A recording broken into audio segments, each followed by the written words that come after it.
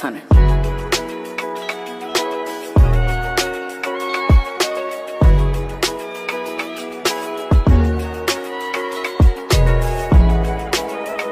Hey there, it's your girl Gabrielle and welcome back to my channel. So today's video is going to be about exiting your lazy girl era and getting out of your funk.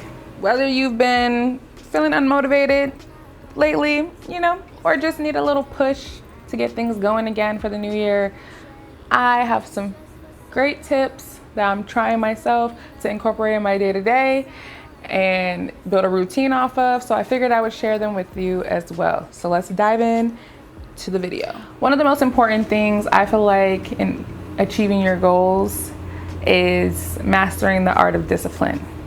Something I have struggled with, I feel like my entire life.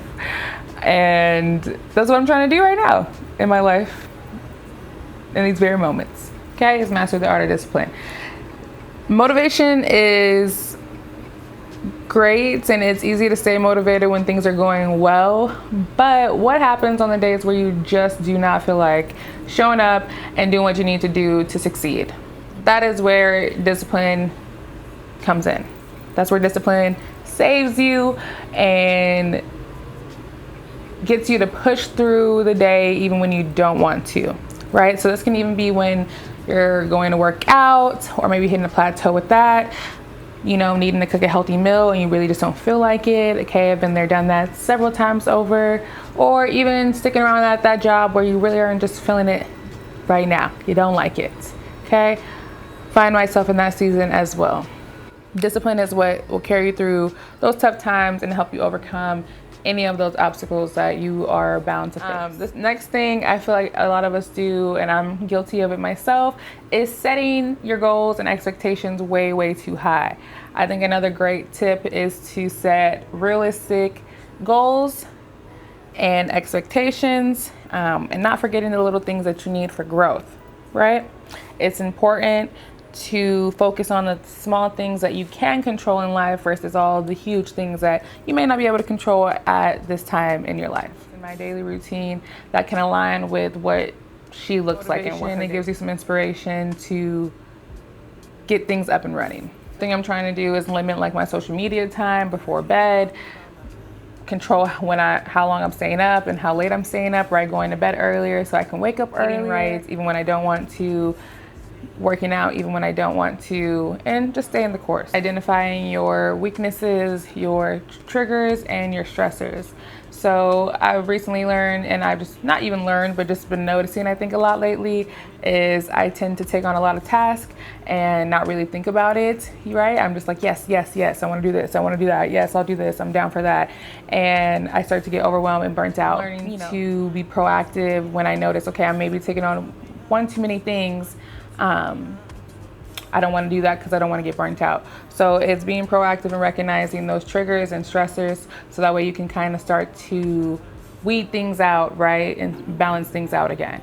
You identify areas where you really need to work on and that you're maybe not as strong as you thought you were in, and that's completely okay. I'm doing it, and I mentioned it in my 2024 goals video, is getting closer to God. And what I'm trying to do now is practice daily devotionals, praying, and really journaling out my thoughts and speaking to Him before anything else. Focusing on the good things that God has already done in your life for you and what He's doing for your life leads to a better outlook on life.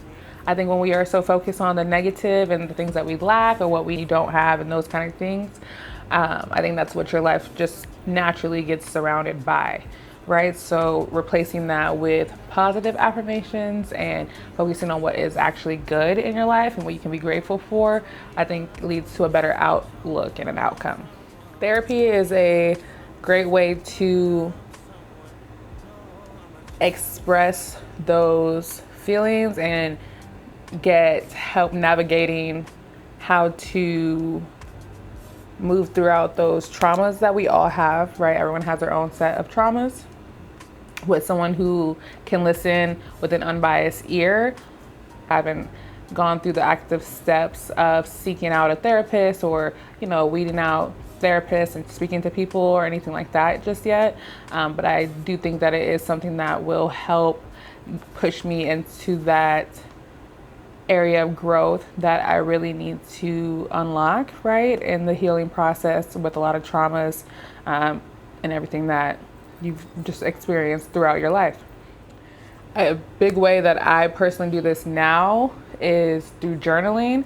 I feel like if you're someone who feels like, okay, well, I want to look into therapy, but I also can't afford it right now, or, I just don't know the steps, all that kind of stuff, because, it does cost money, and not everyone has these resources. So if you feel like that's you, journaling can be a way to help you get out those emotions on paper, instead of just keeping them in your head. Removing bad habits and negativity, whether it's people or surroundings, I think is another huge step in growth.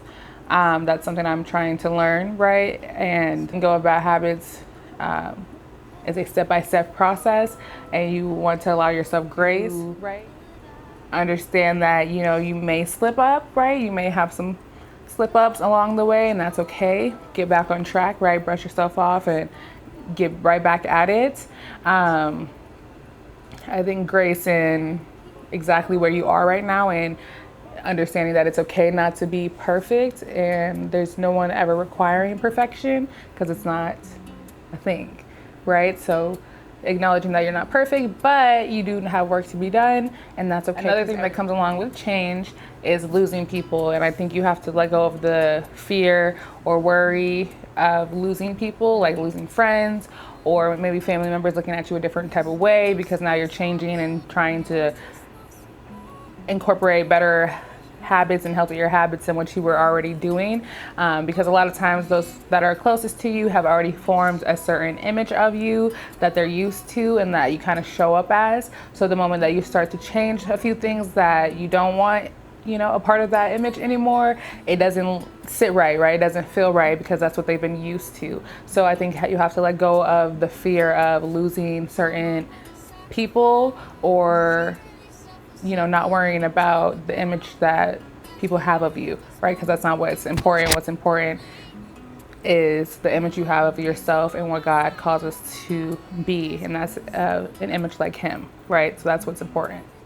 I think one of the biggest steps that I have kind of neglected in the past is prioritizing your recovery period and prioritizing your rest. So saying no to certain events or hanging out with certain people, or going to certain things because you want to rest, so that way you can stick to these routines that you're trying to put in place, and that you can stick to these healthy habits. Doing that, right, is a huge thing. So it can look at like protecting your energy and space, right, by saying no to certain commitments or plans, and that you can't fill somebody else's cup unless yours is full, right? Taking that time to recover and rejuvenate yourself will only help you be a better person to not only yourself, but your friends and your family and those around you. So it allows that time for you and God to connect, and for you to really build on that relationship, because you don't have so many distractions going on that you said yes to, and commitments that you said yes to. It's also very liberating to just be able to switch off your brain and not do anything, and just kick back and chill, and not feel like you always have to be doing something. I struggle with that huge part that I think we often neglect or kind of oversee, and it's something that should be at the forefront, right, of our existence. So I've not been an active practice ever, but it's a struggle, right? And these things aren't going to happen overnight. Like I said, it's a marathon, it's not a race. So you gotta take it day by day, step by step. If it was easy, I feel like everybody would be doing it. So stay the course, stay in your lane, and stay focused on what God has for you. And I think you'll arrive exactly when you'll need to. And that goes for myself as well. Right? Last tip is going to be